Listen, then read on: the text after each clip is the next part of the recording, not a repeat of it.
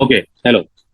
तो जैसा कि अभी तक पिछले कुछ क्लासेस में हम लोगों ने डिफरेंशिएशन और एप्लीकेशन ऑफ डिफरेंशिएशन और लिमिट हमने खत्म किया।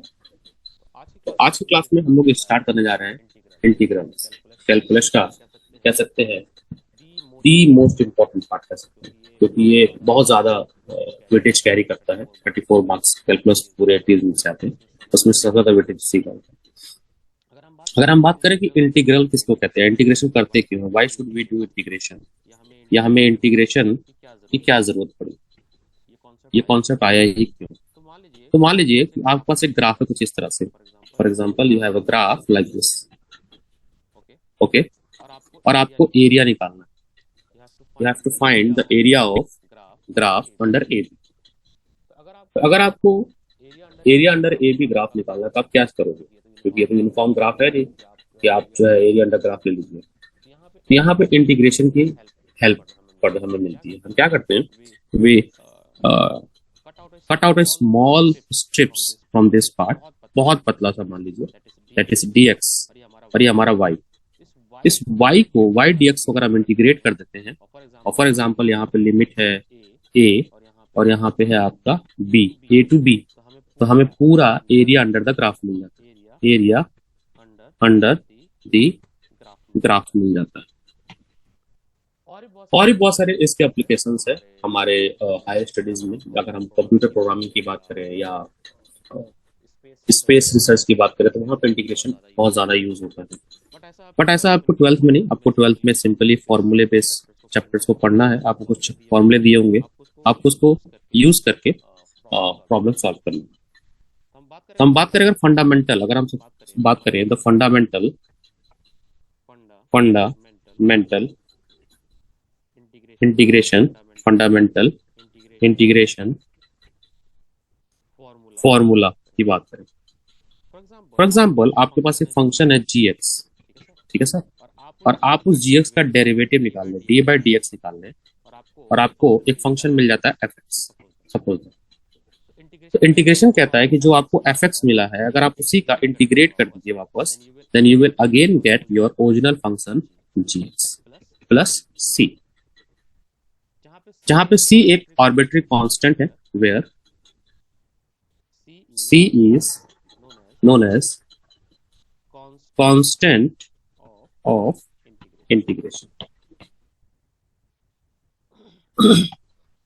क्योंकि इंटीग्रेशन आप लोग पहली बार पढ़ रहे हैं ट्वेल्थ क्लास में, इसके पहले कभी आपको इंट्रोड्यूस नहीं किया गया था, तो आपको छोटी छोटी बातें इस पर ध्यान देना। आपने ये जो सिंबल दिखा होगा इस तरह से जो बना हुआ है ऐसे, ये सिंबल होता है इंटीग्रेशन का, ठीक है। It is a sign of integration sign, integral sign, integral sign, जो कि आप इंटीग्रेट कर रहे हो अपने एफ एक्स फंक्शन को विद रिस्पेक्ट टू एक्स, ठीक है, विद रिस्पेक्ट टू एक्स, ठीक है।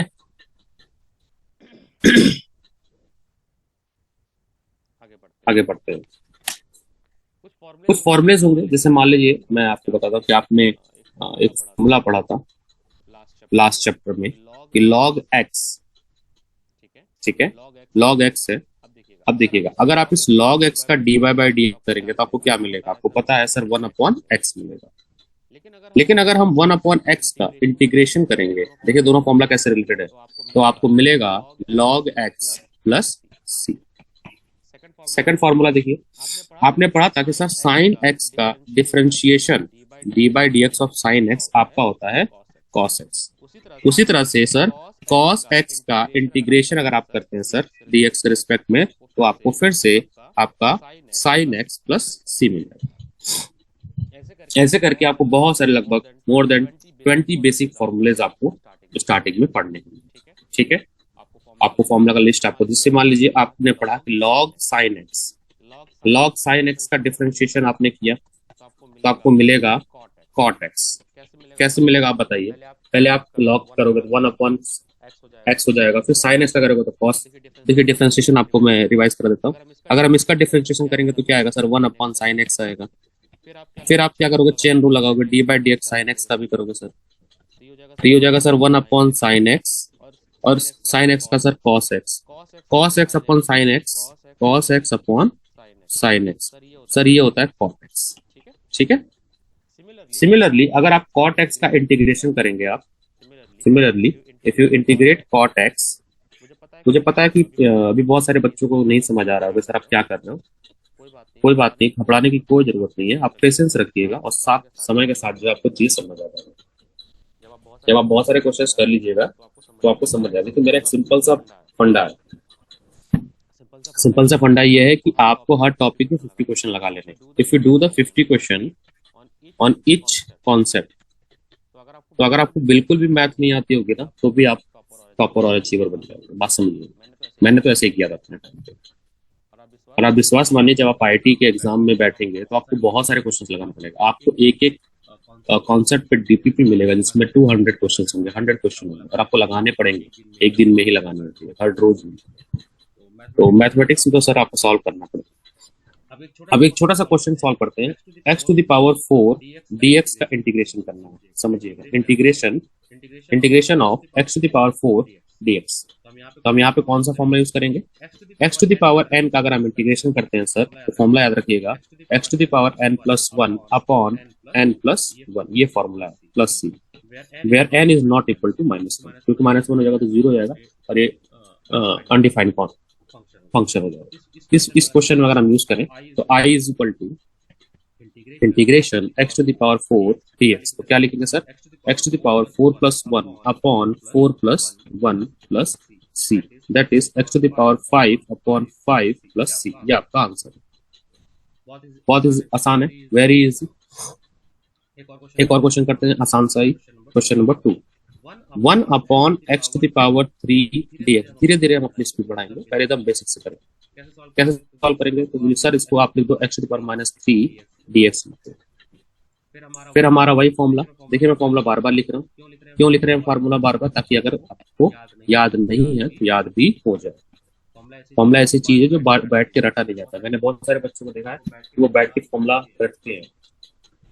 ठीक है सर, फॉर्मूला रटने से कभी नहीं आता है। अगर ऐसा होता तो फिर क्या ही बात थी। फॉर्मूला रटने से कभी नहीं आता है, फॉर्मूला प्रैक्टिस करने से आता है। तो आपको प्रैक्टिस करने पड़ेंगे। तो क्या हो जाएगा सर?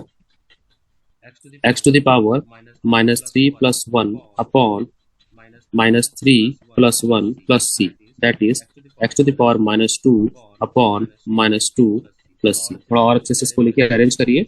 इसको जब हम अरेंज करेंगे तो जगह -1 upon 2 x square plus c। Answer. I hope it is quite easy. अभी तक आपको इंटीग्रेशन बहुत आसान लग रहा है और ये है भी आसान।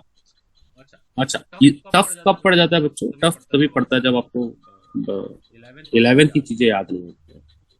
जैसे मैं पढ़ा रहा हूँ तो मेरे पास बहुत सारे बच्चे हैं और मैंने ये देखा है कि 11th का मैथ पूरा वेस्ट हो गया। तो अगर आपको ट्रिग्नोमेट्री नहीं आ रही 11th की, बेसिक ट्रिग्नोमेट्री अगर आपको 10th और 11th की नहीं आ रही, then you will face a huge problem in calculus part. तो 35 मार्क्स जो है उसमें आप बहुत स्ट्रगल करोगे। You hardly gate 10 to 15 marks out of 35। So mathematics जो है वो आपको आप प्रैक्टिस मांगता है। ठीक है, मैंने देखा है बच्चे मैथ को एज अ सीजनली लगाते हैं कि चलो ठीक है 15 दिन में एक बार लगा लिया, 10 दिन में एक बार उठा और चलो 1 घंटे मैथ पढ़ लिया, फिर कहते हैं सर नंबर नहीं आए। तो बेटा आप 10 दिन में एक बार मैथ पढ़ोगे तो कैसे नंबर आएगा? आपको रोज पढ़ना है, एटलीस्ट 1 आवर डेली आप लगाइए। तो मैं सबसे मिनिमम पे आया, सबसे कम जो मैथ पढ़नी है वो रोज 1 घंटे पढ़नी है, चाहे वो 10th क्लास हो चाहे वो 12th क्लास हो, तब जाके आपका जो है मैथ सही होगा। अगर आप इससे कम पढ़ रहे हैं then you are in a serious danger zone. ठीक है, एक और क्वेश्चन करते हैं, आप ट्राई करिए। 2 1 प्लस कॉस 2x, इसका आपको इंटीग्रेशन करना है। कैसे करेंगे सोचिए? How will you integrate it?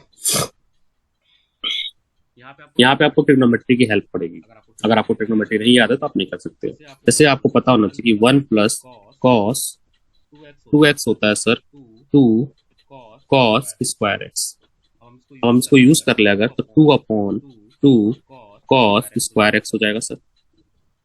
Sir 2 से 2 कैंसिल आउट हो जाएगा, आया ना? तो आपका क्या बन जाएगा? 1 अपॉन कॉस स्क्वायर यानी कि सेक स्क्वायर x इंटीग्रेशन बन जाएगा। और बच्चों मैं आपको बता देता हूँ कि सेक स्क्वायर एक्स का इंटीग्रेशन स्टैंडर्ड डिफिनेशन है, मतलब स्टैंडर्ड रिजल्ट है वो है आपका 10x प्लस सी, यही आपका आंसर है। आपने देखा कितना स्लोली स्लोली हम आगे बढ़ रहे हैं।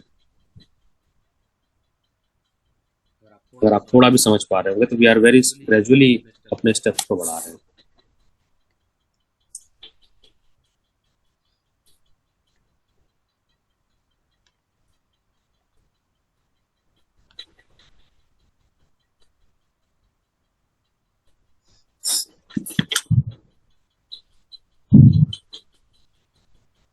एक फॉर्मूला होता है, आपको नेक्स्ट फॉर्मूला मैं आपको बता रहा हूँ कि अगर आपको ए एक्स डी एक्स का इंटीग्रेशन करना है, दिस इज अ फॉर्मूला, इसका आंसर होता है k to the power x upon log a base e plus c। इसका यूज करके क्वेश्चन है आपके पास। क्वेश्चन है कि e to the power x और a to the power x dx इसको इंटीग्रेट करना है सर। ठीक है, बहुत आसान है, कुछ नहीं, वेरी इजी। थोड़ा सा पैसे रखना है तो आप क्या इसको ऐसे ले सकते हैं, a to the power e x, क्योंकि देखो आपको पावर से में बेस डिफरेंस है तो हम यहाँ पे एक्सपोनेंट प्रॉपर्टी लगा सकते हैं। अगर हम ये वाला फॉर्मूला यूज करें a to the power x वाला, तो हम इसको लिख सकते हैं a e to power x upon log a e plus c. अब आप देख रहे होंगे कितनी आसानी से क्वेश्चन लग जा रहे हैं, क्योंकि कहीं ना कहीं जो फंडामेंटल्स है वो मुझे पता है। अगर आपको बेसिक्स क्लियर होंगे तो you can easily do it, कोई आपको समस्या नहीं है।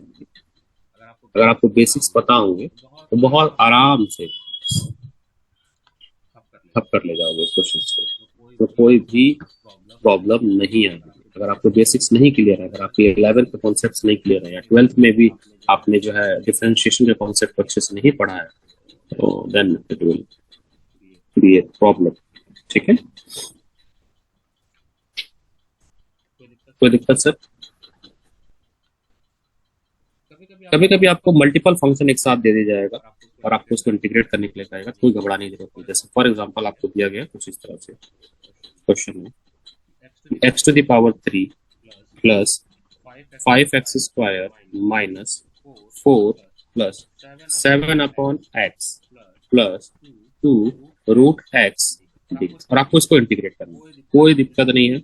आपने क्या करना है, आपको बस एक फंक्शन इसको पहली बार करिए, इसको दूसरा फंक्शन, इसको तीसरा फंक्शन, इसको ऐसे 4, ऐसे करके आप अलग अलग फंक्शन कर लीजिए।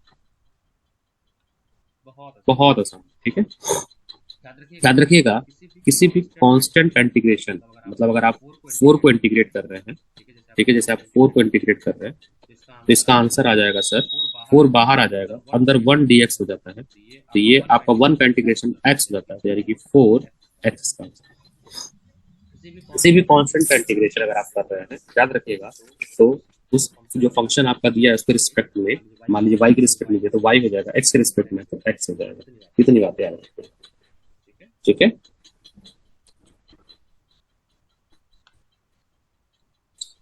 तो आप अलग अलग इसको इंटीग्रेट कर दीजिए। अगर आपने x टू द पावर 4 को integrate, x to the power 3 को इंटीग्रेट किया तो क्या आ जाएगा, x पावर 4 अपॉन 4 प्लस 5 बाहर ले लो, x स्क्वायर को करेंगे तो क्या आ जाएगा, x3 upon 3 minus 4x plus 1 upon x को इंटीग्रेट करेंगे तो क्या आएगा, सोचिए, log आ जाएगा, log x हो जाएगा, प्लस 2 को बाहर रखिए, 1 अपॉन रूट x को इंटीग्रेट करेंगे तो क्या आ जाएगा, x to the power 1 upon 2 upon 1 upon, बस आपका ये आंसर। इसको सॉल्व करेंगे, एक स्टेप और कर सकते हैं, यहाँ पे आ जाएगा आपका 4 रूट x प्लस c, बाकी सब कुछ सेम है, ये और ये सब सेम है, ये आपका answer, this is your answer. Integration solve करने के बाद आप प्लस c जरूर लिखिएगा, वो बहुत जरूरी है, कांस्टेंट लिखना बहुत जरूरी है। ठीक है, तो ये तो थे आसान आसान। नेक्स्ट लेक्चर में हम थोड़ा सा लेवल बढ़ा के ट्रिग्नोमेट्री इंट्रोड्यूस करेंगे। अभी तो हमने इंटीग्रेशन एलजेब्रिक एक्सप्रेशन का किया है, एलजेब्रिक का। अब नेक्स्ट में हम लोग ट्रिग्नोमेट्रिक करेंगे, कि ट्रिग्नोमेट्रिक फंक्शन दिया हो तो कैसे हम करेंगे। ठीक है, बाकी आप रिवाइज करते रहिए। ऑल द बेस्ट, और लेक्चर देखते रहिए, शेयर करिए, लाइक करिए।